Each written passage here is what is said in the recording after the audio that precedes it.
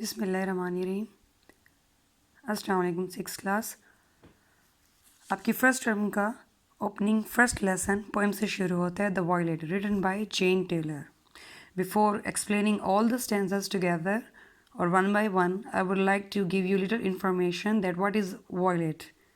Basically, it is a small flower which has many different colors. It has been heard that it is only in a purple shade, but it's not so true. It has different colors. So Jane Taylor ने इस नज़म के ज़रिए हमें एक message देने की कोशिश की। तो चलें इसको रीड आउट करते हैं ताकि हमें पता चल सके कि इस मैसेज के पीछे मोरल लेसन हमारे लिए सीखने का क्या है। और इस नज़म में उन्होंने वॉयलेट, एक फूल को ही क्यों चुना, हमें कोई भी लेसन देने के लिए। स्टार्ट करने से पहले यहाँ पे वर्ड्स मीनिंग दिए गए हैं, यानी कि वर्ड्स हैं और ऊपर मैंने मीनिंग यहाँ पे ही लिख दी है, तो आप काइंडली इनको नोट कर लें। The very first word is modest, बहाया बअज़मत। सेकेंड इज़ इंस्टेड, के बजाय। थर्ड इज़ डिफ्यूज्ड, फैला हुआ। अगर आप डिफ्यूज लिखना चाहें तो फैलना भी लिख सकते हैं। ह्यूमिलिटी, आजिज़ी। तो शुरू करते हैं अपने फर्स्ट स्टैंजा के साथ। Down in a green and shady bed a modest a violet grew. नीचे एक सरसब्ज और सायेदार बिस्तर में एक बाअज़मत बहाया फूल खिलता है। It's stock was bent, it hung its head. इसका तना मुड़ा हुआ है, झुका हुआ है, और इसका सर लटका हुआ है। As if to hide from view, जैसे कि ये एक नज़ारे से छुप रहा हो। यहाँ पे आप नोट कर सकते हैं कि मैंने एज इफ़ को हाईलाइट किया है to explain you the meaning. As if informal way में हम कह सकते हैं, जिसका मीनिंग है I very much doubt it. जिस वक्त आपको शक हो तो तब जाके आप ये फ्रेज़ यूज़ करते हैं। तो उसका तर्जुमा इस तरह भी ले सकते हैं कि जैसे मुझे शक हो कि ये नज़ारे से छुप रहा है या छुपने की कोशिश कर रहा है।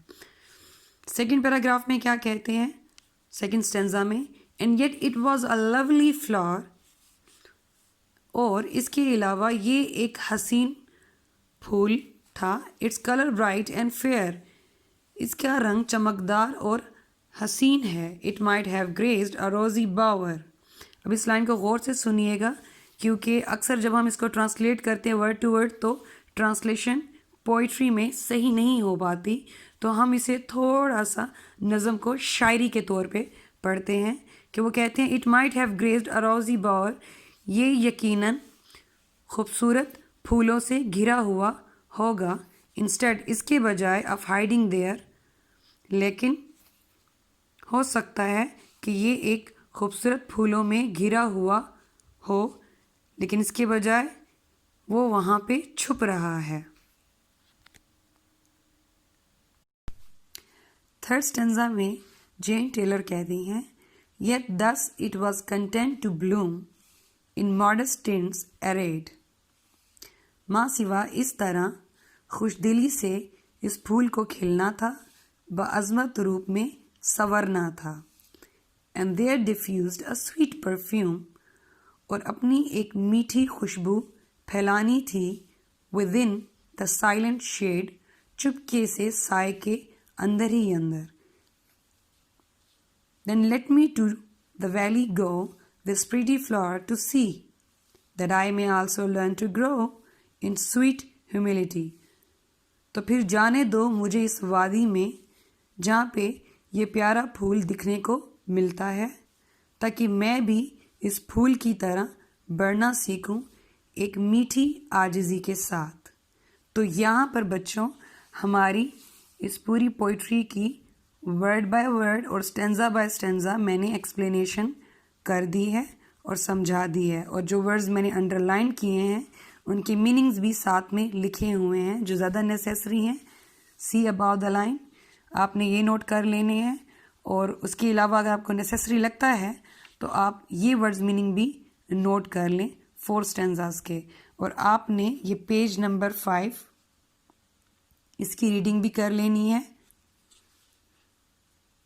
तो आज का लेक्चर हमारा first the violet written by Jane Taylor यहाँ पे ख़त्म होता है।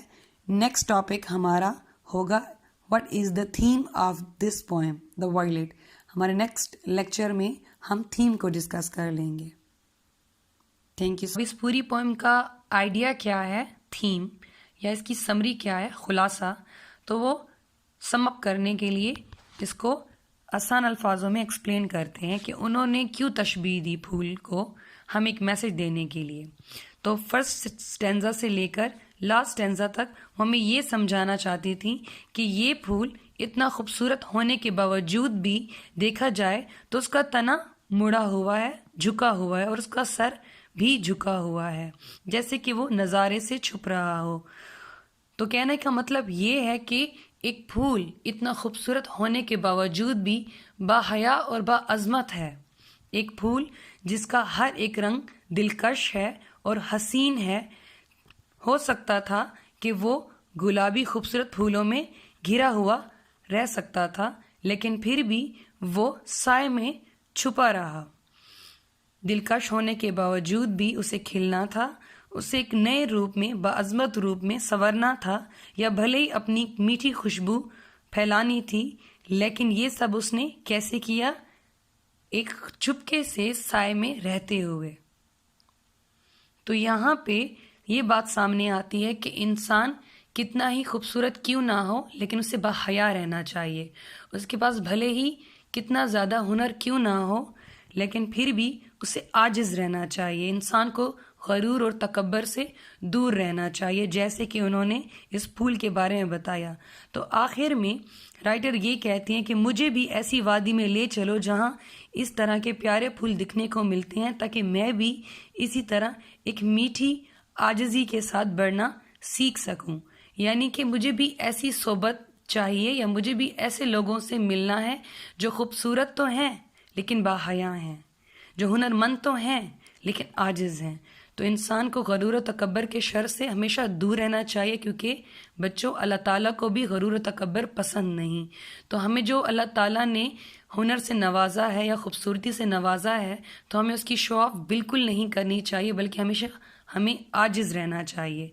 तो ये इस पूरी नज़म का खुलासा था द वॉयलेट। इस मैसेज को देने के लिए उन्होंने फूल के साथ तशबीह दी, और ये हमारे लेसन की आज एक्सप्लेनेशन हो गई, हमारी पोइम की एक्सप्लेनेशन हो गई। इसका खुलासा सादा अल्फाजों में मैंने आपको एक्सप्लेन कर दिया। अब उम्मीद है कि अब आपको ये पोइम पूरी तरह समझ आ गई होगी, ताकि मैं चाहती हूँ कि आप इस पोइम को फिर से रीड करें, बार बार रीड करें और वर्ड्स मीनिंग को भी याद करें। Thank you so much. Next lecture में इसकी थीम को डिस्कस कर लेंगे। अल्लाह हाफिज़।